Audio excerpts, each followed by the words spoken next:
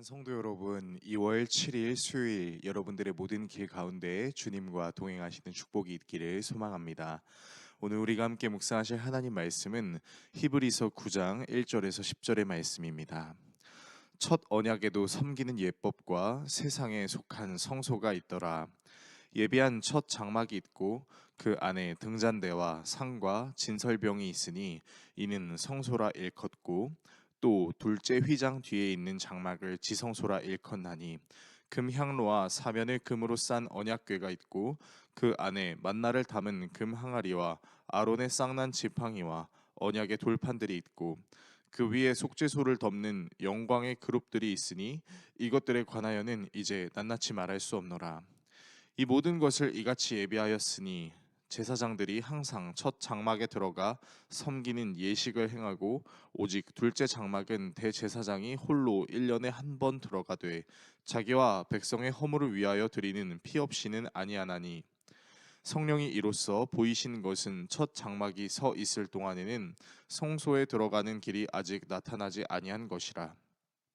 이 장막은 현재까지의 비유니 이에 따라 드리는 예물과 제사는 섬기는 자를 그 양심상 온전하게 할 수 없나니 이런 것은 먹고 마시는 것과 여러 가지 씻는 것과 함께 육체의 예법일 뿐이며 개혁할 때까지 맡겨둔 것이니라. 아멘. 예수님이 이 땅에 오시기 전 하나님께서 유대인들에게 주셨던 예배법은 하나님이 지시하신 대로 성막을 설치하고 성막 안에 있는 기구들을 통해 해야 할 일을 감당하는 것이었습니다.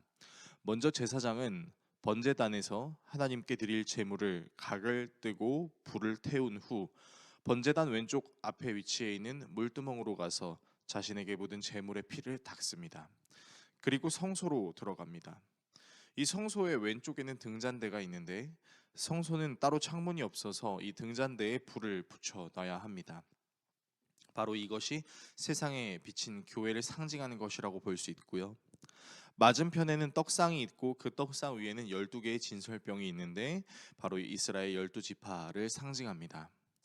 그리고 등잔대와 떡상 가운데 앞에는 분향 제단이 있는데 대제사장이 이 분향 제단에 향을 피우고 제단을 가지고 지성소라는 곳으로 들어갑니다. 향을 피우는 이유는 지성소에 있는 하나님의 임재를 상징하는 언약궤를 맞이할 때 그 하나님의 거룩하심이 사람에게 맞닥뜨려 그 사람이 죽음에 이르지 않도록 대제사장을 가리우는 역할을 하는 것입니다. 이 지성소에는 대제사장이 1년에 한 번 대속죄일에 자신의 죄사함을 위해 이스라엘의 죄사함을 위해 들어갑니다.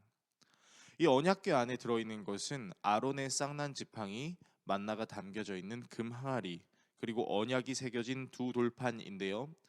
이것들이 상징하는 것은 이스라엘 사람들에게 역사하신 하나님의 기적으로도 볼 수 있지만 다른 한편으로는 인간의 죄성을 드러내기도 합니다. 아론의 지팡이에 싹이 난 것이 상징하는 것은 모세와 아론을 원망하던 고라 자손과 이스라엘 백성들의 경고를 상징하는 것이고, 만나는 광야를 나와 굶주림 때문에 하나님을 원망하던 이스라엘 백성들에게 주신 은혜를 상징합니다. 두 돌판은 원래 한 돌판이었는데 모세가 시내산에서 하나님의 율법을 받고 내려왔을 때 하나님이 아닌 금송아지를 하나님처럼 여기고 있던 이스라엘 사람들 때문에 분노하여 그 돌판을 깨뜨렸고, 하나님께서는 새로운 돌판을 허락해 주시는 것이죠. 그러니까 이 언약궤에 담겨져 있는 이 모든 것들은 하나님의 기적이기도 하지만 이 하나님의 기적 안에는 하나님을 온전히 섬기지 못했던 인간의 죄도 있다라는 것입니다. 왜 히브리서 기자는 성막에 관련된 내용을 의도적으로 이야기하는 것일까요? 사실 하나님께서는 이스라엘 사람들에게 성막을 주신 이유가 단순히 이스라엘 사람들에게 하나님 자신이 기적의 하나님이라는 것을 나타내시기 위함만은 아니었습니다. 오히려 성막의 시스템을 통해 우리가 확실하게 알 수 있는 것은 우리는 모두 죄인이다라는 사실이죠.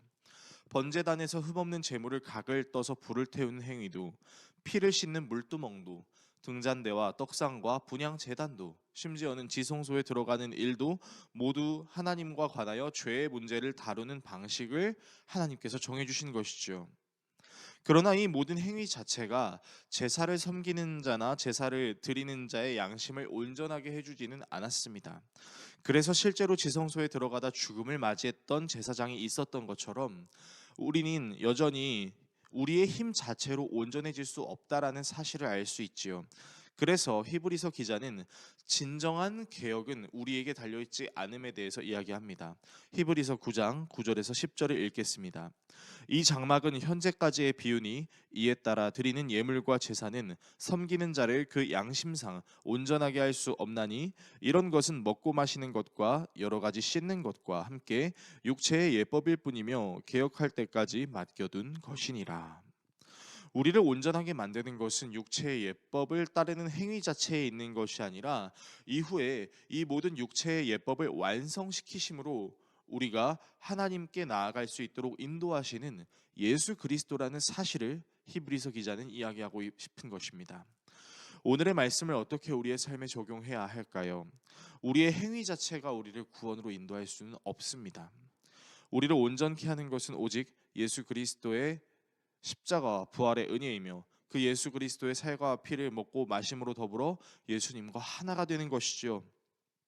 예수 그리스도의 사역으로 인해 우리는 다시는 이 성막의 율법을 지킬 필요가 없어졌습니다. 왜냐하면 우리를 온전케 하시는 예수 그리스도의 사역이 있기 때문이죠.